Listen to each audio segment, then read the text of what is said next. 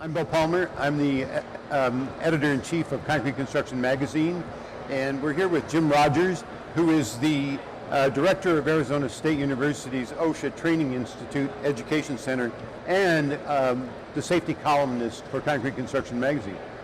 We wanted to ask Jim about some of the changes, the recent updates and things that are going on at OSHA, especially the new reporting requirements that have just come out. So Jim, we understand that there have been some recent changes to reporting requirements. Could you tell us a little about that? Sure. The most significant changes, I think, on those reporting requirements are as of January 1st, all contractors have to report all fatalities, which they've always been required to do within 8 hours of the event. But previously, they've always been required to report the hospitalization of 3 or more workers. As of January 1st, they have to report the hospitalization of anybody, so even a single worker. So They have to report all hospitalizations, any amputations, or loss of an eye. Those are the 3 new rules. Why was this changed? What was the reason? So I think over the years, OSHA's looked at this and said, in the construction industry, manufacturing industry, pretty much anything. It's very rare for that many people to be hospitalized at once. So the only time they were getting contacted was when they had very large accidents, kind of catastrophic events. So in switching to being notified of the hospitalization of just a single worker, I think they expect to be contacted about a lot more of these events or incidents that happen in the industry. Okay. So the previous requirement was you had to have 3 workers. Did the time frame change, or it's the same? Is it? The time frames are a little bit different. The new requirements are the hospitalization of any hospitalization that occurs within 24 hours of an accident on a job site has to be reported within another 24 hours. It's a little different than it used to be. Any amputation, again, or loss of an eye within 24 hours. Okay. So these apply to everyone across the construction industry?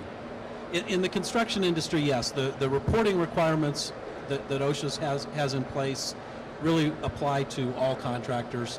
There's some recording requirements where contractors have to record smaller events that don't necessarily apply to everyone.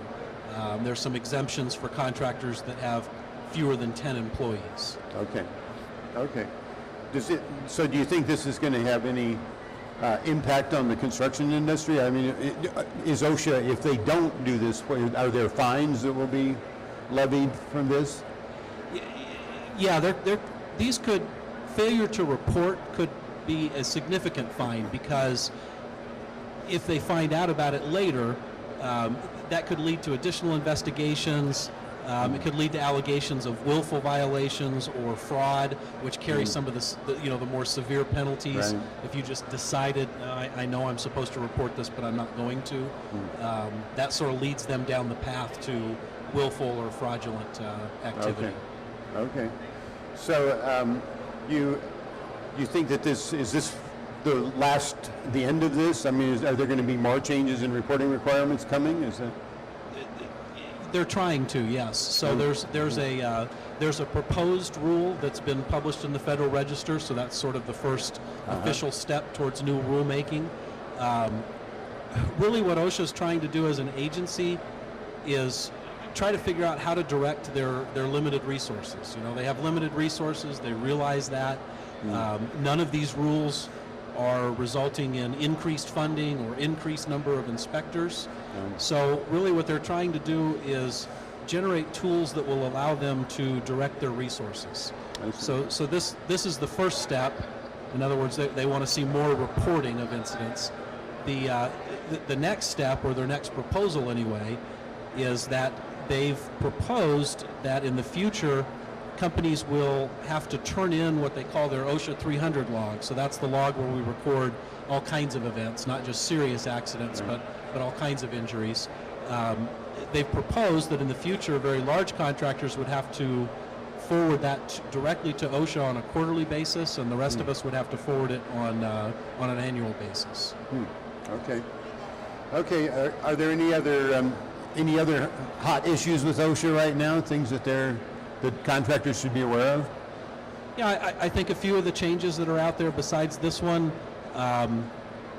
we've all had cranes on our radar for a while, and crane operator certification, and we've seen just in the last couple of months, OSHA has made some changes to the crane operator certification requirements.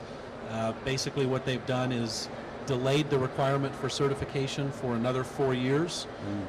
But in doing that, they've also added another clause that says during that 4-year period, the employer was still responsible for qualifying that crane operator. So in other words, even though a crane operator shows up with that license or that certification, it still doesn't relieve the employer of their responsibility for qualifying them and making sure they know how to operate the crane. So that's fairly significant because we expected that to go a much different direction back in October, and that shifted gears for another 4 years. Okay. Anything else that's well, we still have the silica issue out there that you and I talked about last year. I had the opportunity to meet with Dr. Michaels, who's the Assistant Secretary of Labor in charge of OSHA, back in November, and that was one of the main questions that was asked: is where is the silica standard? It seems like it's been a little quiet, and he assured us all that we would see a silica standard in the construction industry sometime in the next 2 years. So I think that's code for sometime before the administration changes, and I see. we have a new Secretary of Labor and a new person in charge of OSHA. Okay. I think they're still fairly committed to getting that silica standard pushed out, so I think that's something that we all need to keep on our radar screens. Okay. Okay, good.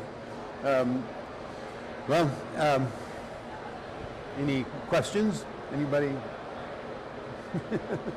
Question? Right. Well then, thank you very much, Jim. All right, thanks. I appreciate being here.